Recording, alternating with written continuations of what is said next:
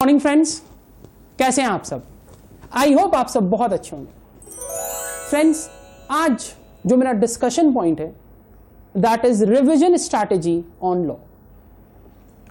Friends, बहुत सारे students को यह लगता है कि लॉ पेपर एक बोरिंग पेपर है, and the reason behind that कि उन्हें कुछ याद नहीं रहता है। वो जितना बार लॉ को रिवाइज करते हैं उनको लगता है कि हम हर बार फर्स्ट टाइम उस पर्टिकुलर चैप्टर को, उस पर्टिकुलर पेज को पढ़ रहे हैं। फ्रेंड्स, मेरा यह मानना है कि वैसे स्टूडेंट्स ऑलरेडी अपने दिमाग से पहले ही बोल चुके होते हैं कि भाई लॉ एक बोरिंग पेपर है, एंड वो बस ट्राई कर रहे हैं कि लॉ को कैसे भी करके हमें बस पास होना है।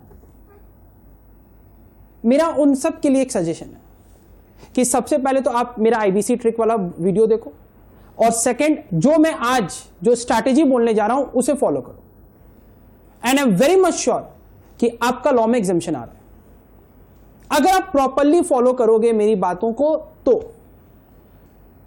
अब ध्यान दीजिएगा, आज का क्लास में मैं क्या डिस्कस करने जा रहा हूं। आज का क्लास में मैं खुद को एक सीए इंटरमीडिएट का स्टूडेंट समझ रहा हूं। मैं एक सीए इंटरमीडिएट का स्टूडेंट हूं। लॉ पे बुक मैंने खोला है, एंड खोलकर जब मैं देख रहा हूं तो मुझे ऑलमोस्ट 14 चैप्टर्स दिख रहे हैं। 10 चैप्टर कॉर्पोरेट लॉ में एंड 4 चैप्टर्स अदर लॉ में। 14 चैप्टर्स मुझे रिवाइज करना है और हार्डली 30 या 45 डेज टाइम है। मेरा तो दिमाग खराब हो चुका है। मुझे समझ नहीं आ रहा है कि मैं क्या करूं, कैसे मैं रिवीजन करूं। एंड फाइनली मैंने यह डिसाइड किया कि मैं जो रिवीजन करूंगा वो मैं कैप्सूल थ्योरी यूज करके करूंगा। Capsule theory. अब ये कैप्सूल थ्योरी क्या है? मैंने ये डिसाइड किया कि मैं एवरी डे लॉ में 2.5 आवर्स दूंगा। तो 2.5 आवर्स को मैंने 2 कैप्सूल्स पे डिवाइड कर दिया। 2 कैप्सूल्स, ठीक है। सो 2.5 आवर्स में टोटल 150 मिनट्स होते हैं। सो भाई मैंने 150 मिनट्स को 2 पार्ट्स में डिवाइड कर दिया। एक कैप्सूल को मैंने कॉर्पोरेट लॉ बोल दिया और एक कैप्सूल को मैंने अदर लॉ बोला। अब क्योंकि कॉर्पोरेट लॉ का वेटेज ज्यादा है तो मैंने बोला कि यार ठीक है, 60% टाइम जो है मैं कॉर्पोरेट लॉ में दूंगा।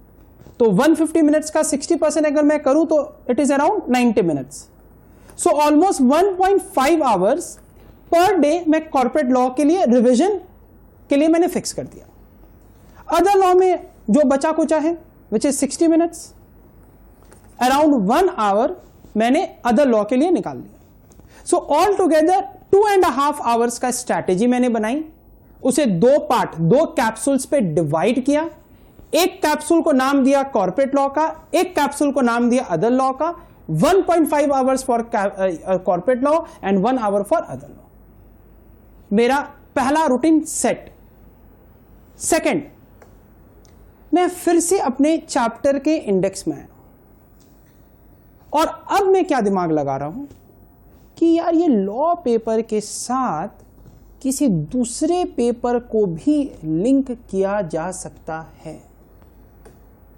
लॉ पेपर के साथ किसी दूसरे पेपर को भी लिंक किया जा सकता है। मेरे दिमाग में ये आइडिया है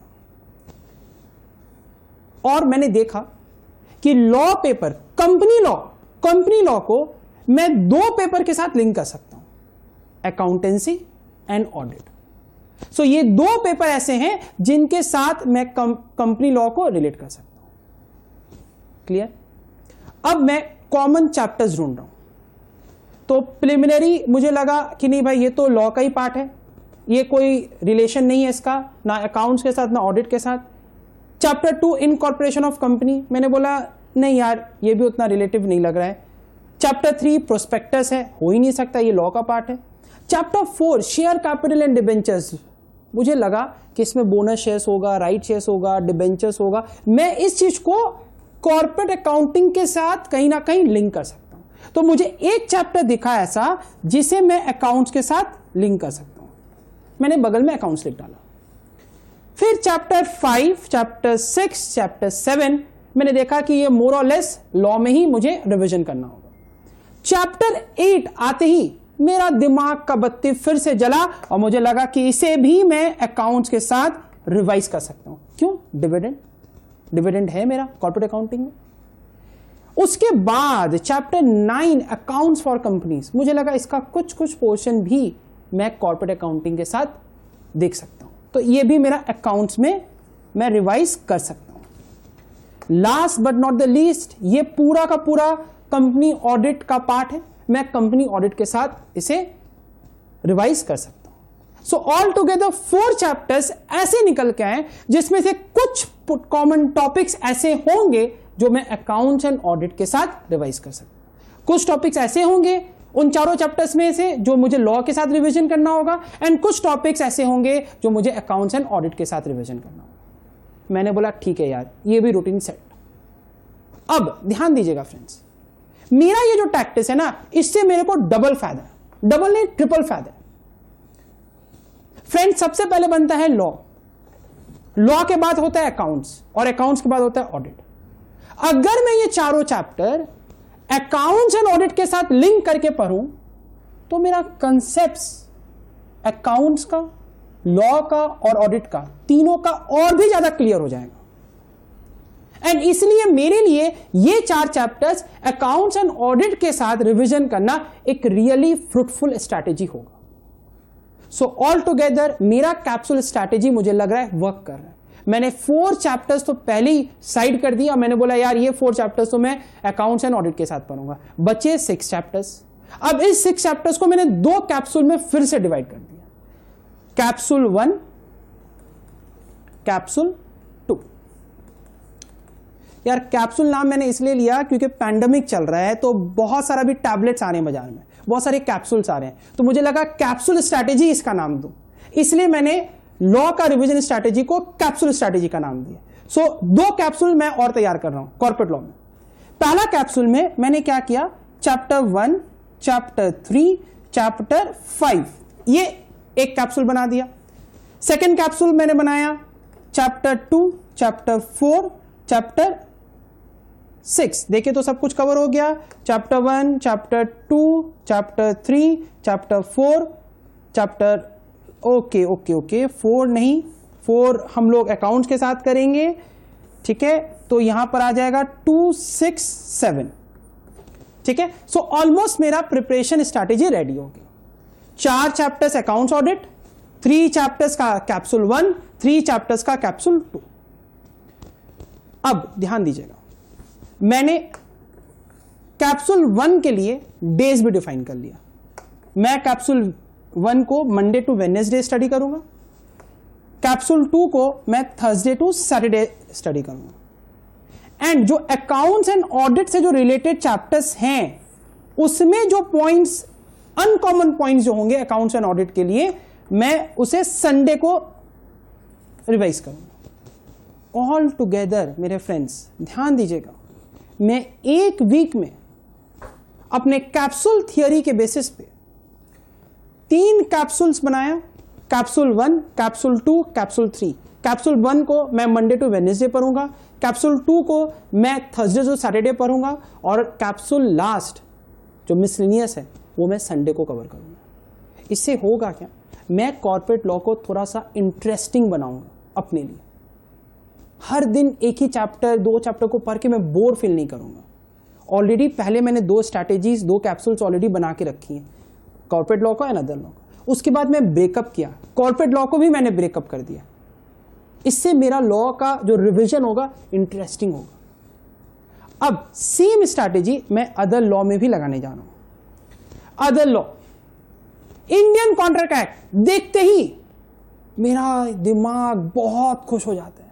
मुझे लगता है अगर लॉ में इंडियन कॉन्ट्रैक्ट एक्ट अगर सिर्फ आ जाए तो full marks.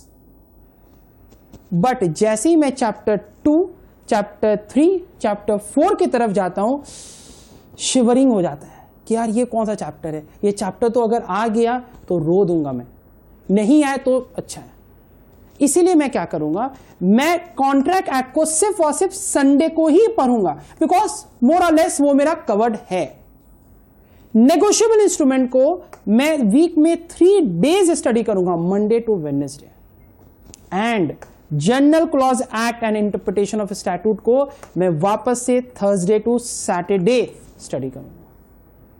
So all together my dear friends, ध्यान दीजिएगा, अगर मैं अपने कैप्सूल थ्योरी को देखूं तो कॉर्पोरेट लॉ को मैंने 90 मिनट्स दिया, मंडे टू वेडनेसडे कैप्सूल 1 देखा, थर्सडे टू सैटरडे कैप्सूल 2 देखा, संडे को कैप्सूल मिसलेनियस देखा। अदर लॉ में भी जिसे मुझे 60 मिनट देना है, मैंने Monday to Wednesday capsule NI act देखा,